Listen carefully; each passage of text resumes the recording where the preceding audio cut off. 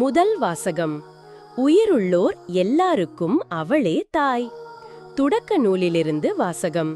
அதிகாரம் 3. இறைவசனங்கள் 9 முதல் 15 மற்றும் 20 முடிய. அந்நாள்களில் ஆண்டவராகிய கடவுள் மனிதனை கூப்பிட்டு, நீ எங்கே இருக்கின்றாய் என்று கேட்டார். உம் குரல் ஒலியை நான் தோட்டத்தில் கேட்டேன்.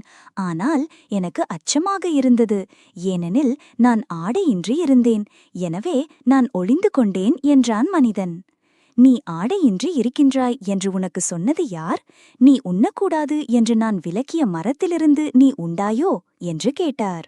அப்பொழுது அவன், என்னுடன் இருக்கும்படி நீர் கண்ட அந்த பெண் மரத்தின் கனியை எனக்கு கொடுத்தாள், நானும் உண்டேன் என்றான்.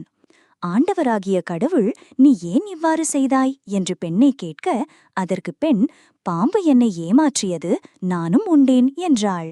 ஆண்டவராகிய கடவுள் பாம்பிடம், நீ இவ்வாறு செய்ததால் கால்நடைகள், காட்டு விலங்குகள் அனைத்திலும் சபிக்கப்பட்டிருப்பாய்.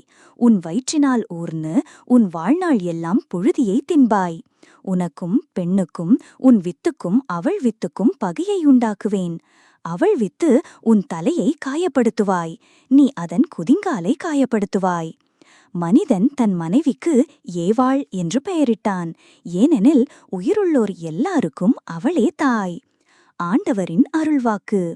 இறைவா, உமக்கு நன்றி.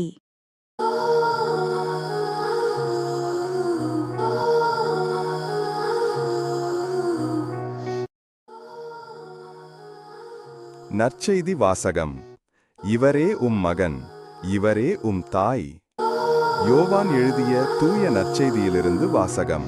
அதிகாரம் 19, இறை வசனங்கள் 25 முதல் 27 முடிய. சிலுவை அருகில் இயேசுவின் தாயும் தாயின் சகோதரியும் குளோப்பாவின் மனைவியுமான மரியாவும் மகதலா மரியாவும் நின்று கொண்டிருந்தனர்.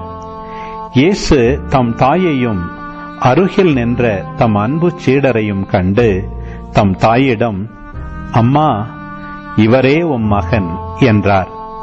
பின்னர் தம் சீடரிடம், இவரே உம் தாய் என்றார். அந்நேரம் முதல் அச்சீடர் அவரை தம் வீட்டில் ஏற்று ஆதரவு அளித்து வந்தார். இது கிறிஸ்துவின் நற்செய்தி. கிறிஸ்துவே, உமக்கு புகழ்.